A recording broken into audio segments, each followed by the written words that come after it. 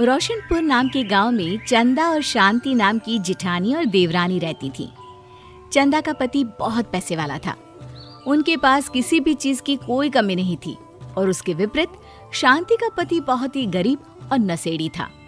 शांति चंदा के घर में काम करके अपना घर चलाती थी। भाभी, घर पर खाने के लिए कुछ भी नहीं है।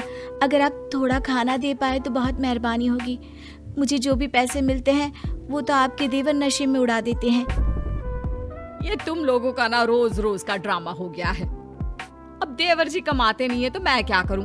तुम्हारा पति तो तुम्हारी सारी कमाई दारू में उड़ा देता है। रहने दो भूखा उसे। अरे ऐसे मत बोलिए भाभी, आप तो जानती ही हैं कि वो मन के कितने साफ हैं, पर इस बेरोजगारी के कारण उन्हें दारू पीने की लत लग गई है। अरे अपना ये रोना गाना बाद में कर लेना, पहले काम निपटा ले घर का। मेरा और टाइम खराब ना कर। जा गेहूं पीस ले, फिर तुझे कपड़े भी धोने हैं। शांति रसोई घर में जाकर गेहूं पीसने लगती है।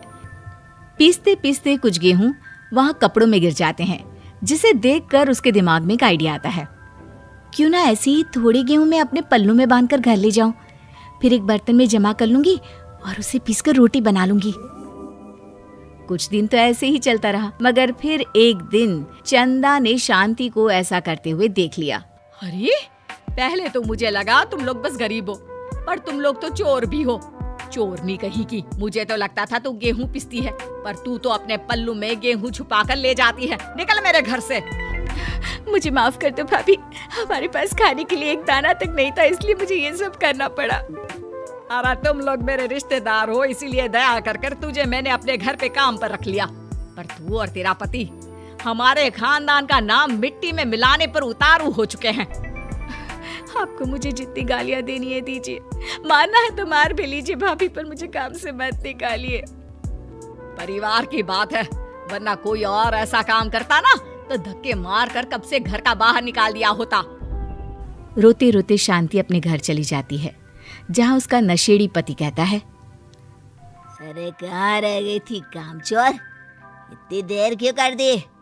आज पैसे लाई कि आज भी खाली हाथ वापस आ गई है? अपने हाथ दिखा। जरूर पैसे छुपा लिए ताकि मैं दारू ना पी पाऊं। नहीं जी, मैं आपसे क्यों छुपाऊंगी? और अभी आप दारू पीने की बात कर रहे हैं, उसी कारण तो आज हम लोगों की ये हालत हो गई है। किसी काम की नहीं है तू, बिना मार खाए समझेगी नहीं। रख, अभी तेरे होश ठिकाने लगाता हूँ। रामलाल शांति को बहुत मारता है। शांति का मन दुखी हो जाता है और वो गांव के तालाब के पास के एक पेड़ के नीचे बैठकर फूट फूट कर रोने लगती है। मैंने कभी किसी का बुरा नहीं किया, फिर भी भगवान मेरे साथ ऐसा क्यों कर रहा है? मैं तो रामलाल जी की फिक्र करती हूँ, फिर भी उन्होंने मुझे इतना मारा। तभी उसे एक आवाज सुनाई देती है, रोने की कोई जरूरत नहीं है बेटी, चिंता क्यों करती हो? ये आवाज कहाँ से आ रही है? शांति अपने आसपास देखती है, उसे कोई नहीं दिखता। वो ऊपर देखती है, जहाँ उसे एक छोटी सी परी दिखती है। आप कौन है? आप तो कोई परी लगती हैं। हाँ बेटी, मैं इसी पेड़ पर रहती हूँ। मैंने तुम्हारी सारी बात सुनी। अब तुम्हें फिक्र करने की कोई जरूरत नहीं। अपनी आंखें बंद करो।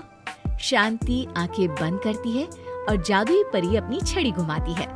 उसकी छड़ी घुमाते ही पेड़ के सारे पत्ते सुनहरे रंग के हो जाते हैं। परी उनमें से एक पत्ता तोड़ लेती है और फिर से अपनी छड़ी घुमाती है, जिसके कारण सारे पत्ते पहले की तरह साधारण से दिखने लगते हैं। आंखें खोलो बेटा। लो, इस पत्ते को ले जाकर अपने तकिए के नीचे रख देना। ये तो एक साधारण पत्ता है, इससे क्या होगा? ठीक है, अगर आप कहती हैं तो मैं इसे रख लेती हूँ। शांति उस पत्ते को लेकर अपने घर जाती है और अपने कमरे में तकिए के नीचे रखकर सो जाती है। सपने में उसे वही पेड़ वाली जादुई परी दिखाई देती है। बोलो शांति, क्या चाहिए तुम्हें? मैं चाहती हूँ हम बहुत अमीर हो जाए और मेरे पति नशा करना छोड़ दे, उन्हें कोई काम भी मिल जाए। कल जब तुम सुबह नींद से जागोगी, तुम्हारी इच्छा पूरी हो गई होगी। अगली सुबह शांति नींद से जागती है। अपने आसपास का नजारा देखकर चौंक जाती है।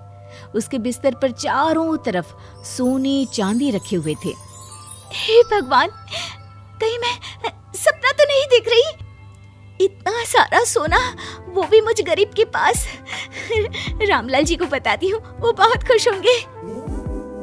शांति जैसे ही कमरे के बाहर जाती है, वो देखती है कि रामलाल सूट बूट पहने काम के लिए बाहर जा रहा होता है।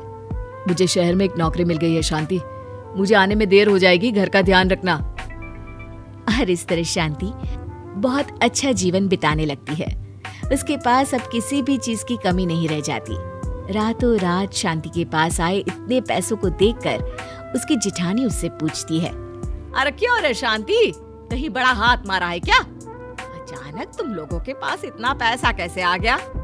नहीं नहीं भाभी, ये सब तो जादुई परी के दिए हुए पत्ते का कमाल है।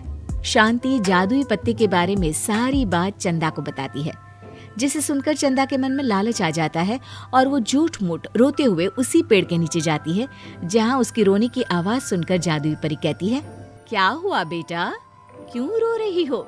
मैं बहुत गरीब हूँ, मेरे पति मुझे बहुत मारते हैं, अब मैं जीना नहीं चाहती। चिंता मत करो बेटा, अपनी आंखें बंद करो। जादुई परी चंदा को भी उसी पेड़ का एक पत्ता देती है और तकिए के नीचे रखने को कहती है। चंदा उस पत्ते को लाकर अपने तकिए के नीचे रख लेती है और अगली सुबह जब उठती है तो उसके कमरे में चारों तरफ सांप बिच्छू रहते हैं। अरे बचाओ बचाओ, कोई मुझे बचाओ, ये कैसा पत्ता है जिसे लाने के बाद उस गरीब शांति के पास तो इतना सारा सोना आ गया, और मेरे चारों तरफ ये सांप बिच्छू, अरे कोई बचाओ। चंदा अपनी जान बचाती हुई शांति के पास जाती है। चलिए भाभी, मुझे लगता है आपके घर में सांप बिच्छू को बस जादुई परी ही हटा सकती है। दोनों मिलकर जादुई परी के पास जाते हैं। ये सब तुम्हारे बुरे इरादों का नतीजा है चंदा। तुम झूठ मूठ बस पैसे के लालच के कारण यहाँ आकर रो रही थी, इसीलिए तुम्हें जादुई पत्ते ने उसकी सजा दी। अरे मुझे माफ कर दीजिए जादुई परी, मेरे मन में लालच आ गया था। अरे शांति, तुम भी मुझे माफ कर दो, मैंने तुम्हारे साथ बहुत गलत किया है, फिर भी तुम मेरी मदद के लिए आई। चंदा को अपनी गलती का एहसास हो जाता है, इसलिए जादुई परी उसके घर से सारे सांप बिच्छू को गायब कर देती है। चंदा और शांति आपस में मिलजुल कर रहने लगती हैं।